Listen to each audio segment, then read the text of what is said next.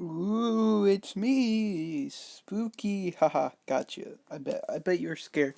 Luke Carson here, or Spook Carson, because it's Halloween, and which is why I'm playing three scary games. Now I'm gonna warn you guys. These are absolutely terrifying games. If you are easily triggered or prone to getting scared, I highly recommend you watch a different video. Let's get on to the games because I'm doing three different horror franchises this time. So and we'll give them a review. The regular rating review won't work, so I created a new secret thing called the Spookometer. This basically determines how scary is it. Is it worth watching? I would like to apologize. Everything but one of the games doesn't have audio, and because the audio corrupted for my PC's screen recordings. Can we play that audio real quick?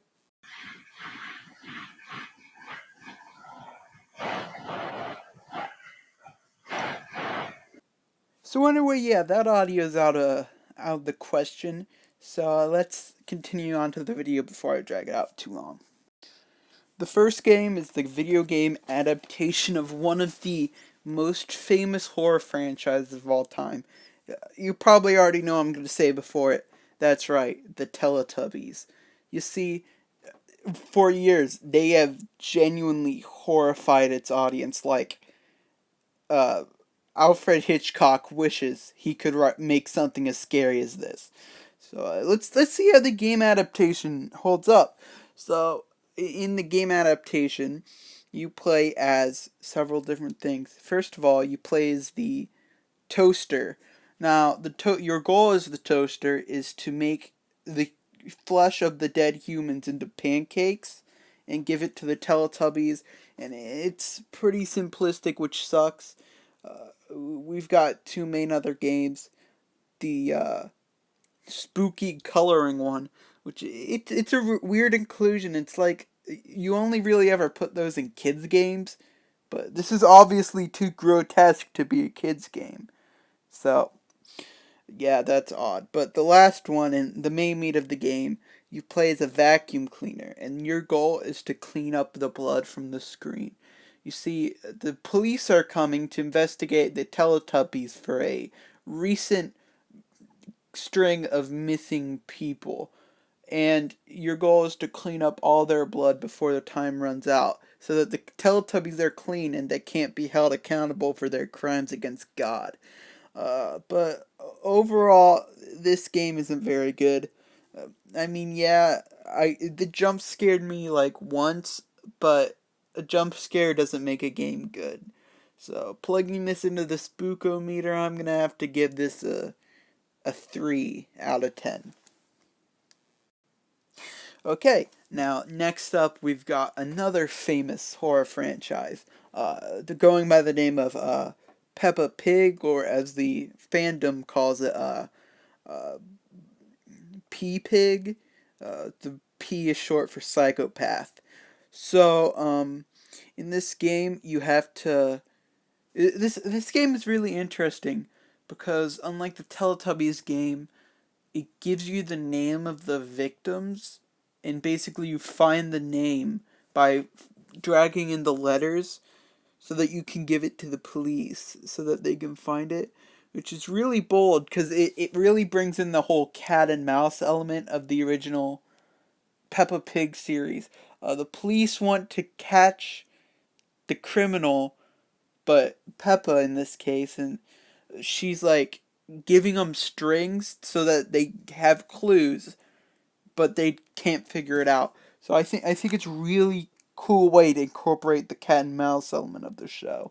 Anyway, you spell out the names from letters made of the flesh of the victims. It's relatively difficult at times, but they do give you hints at the top. It's parts from the show. So as someone who's part of the P Pig fandom, yeah, this is the show. The game's kind of lackluster, or the game. I don't know if I said the show, but overall, it was fun. It only lasted about like an hour, but yeah, it was pretty good. So on the Spookometer, I'm gonna have to give this a 7 out of 10. But it actually turned out that there's an app which expands the lore of the P-Pig universe, of course. Um, so I'm gonna cut to some gameplay of that. Ignore. I couldn't figure out how to get the background audio to be quieter, so like just pretend it's not there. Yeah, Luke Carson here, or as you'll probably call me, gamer Luke, because I'm gaming right now. Today we are gonna check out the Peppa Pig game. So let's go find it. Here it is. Okay, so here we are in the app. I'm Peppa Pig. Music, I need to turn that off. Hold on. Welcome to the world of Peppa Pig. So let me, there we go.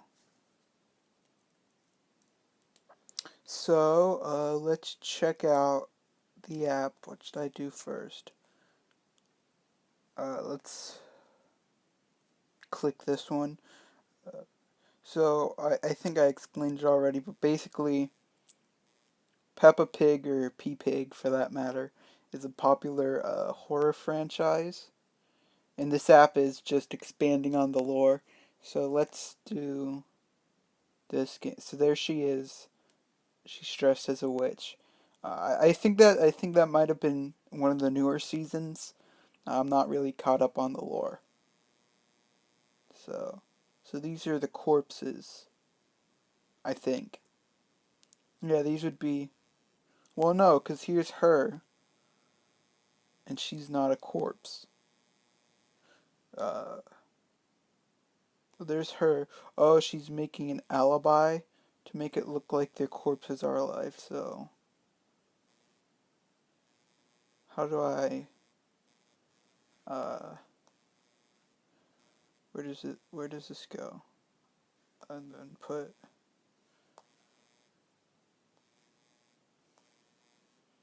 Who? I don't even remember this character. He must be a newer season. Uh, okay.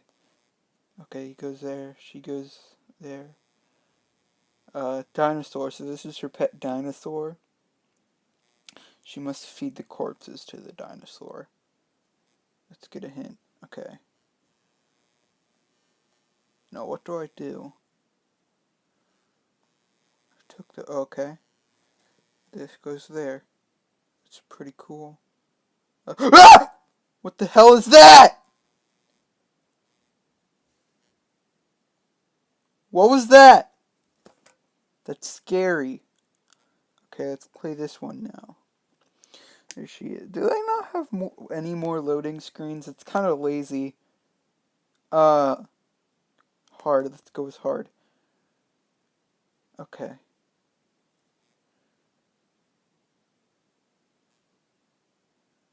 Wait, so I have to match it?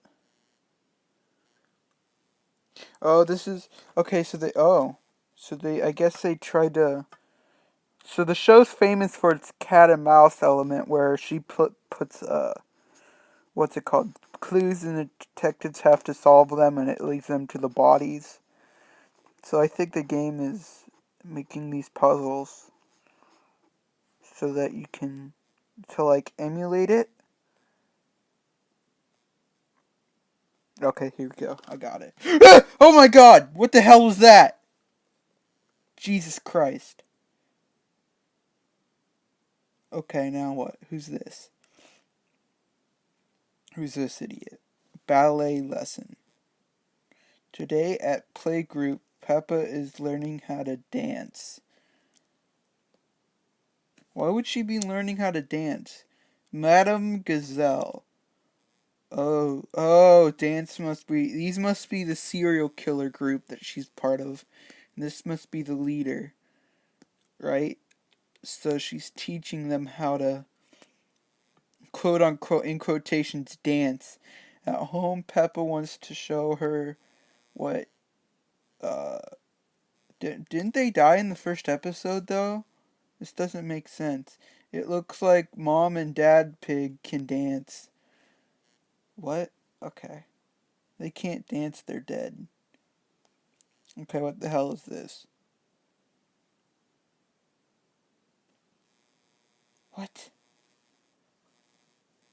What is this? What is this? What is this?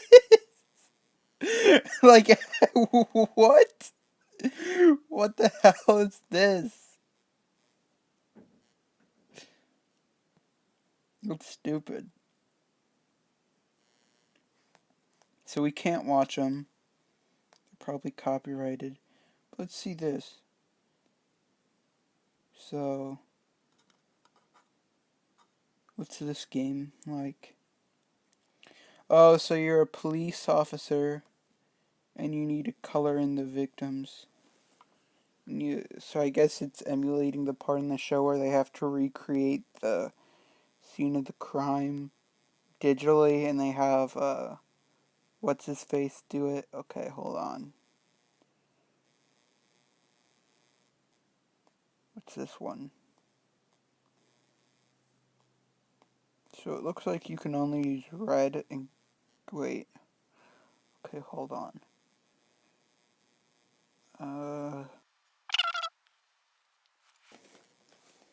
Okay, I'm back. So I colored it.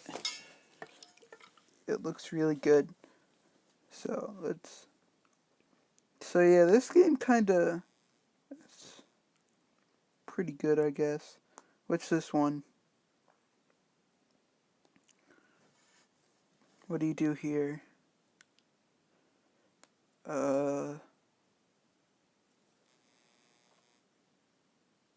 What are you doing? Oh, you're putting it in his body bag or something. Hold on. And now he's a wizard.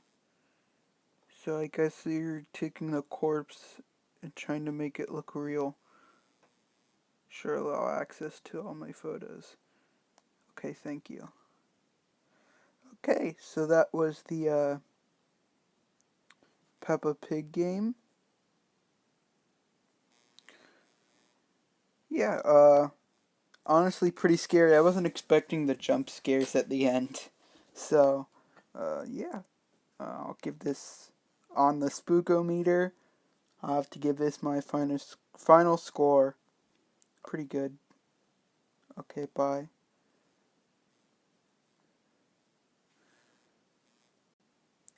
And finally, we've got arguably the most scary game of all. In the game the corrupted audio belonged to. Can you replay that clip? Yeah, okay, that one. Even without the audio, this game is immediately a telltale. You can tell all the horror elements from the very beginning, and it's very bold in the way it decides to make its choices. Instead of the other games where you're forced to do certain tasks at different times, this one just kind of lets you do whichever one you want, which really adds to the sense of immersion the world gets. There are a couple other games. One game where you have to force kidnapped victims to sit on the chair, and if they don't, they fall down to hell, which it's interesting. They decided not to show it because I guess this show has a popular children's fan base in the UK, but it's one of those shows, like, it's on a children's network on a children's time when children are watching it, but obviously it's not made for children, because who the hell would put a children's show on a children's slot on a children's network at a time that children are going to watch TV? That would be crazy, especially since they incorporate themes that are dark for kids shows. Like, aren't kids shows just supposed to have a bunch of fun meanings and just like tell your kid what the color purple is. So yeah, I don't see it. But the boobas themselves, you could tell that they represent the deadly sins, of course. If you watch the lore, three of them are missing, so there's only four.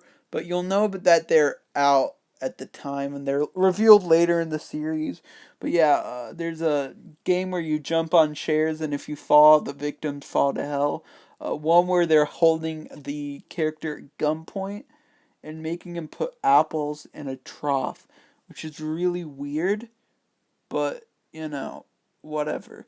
And the one that really gets me is they summon. I'm assuming it's the final boss, which is weird because it's not even that far into the game.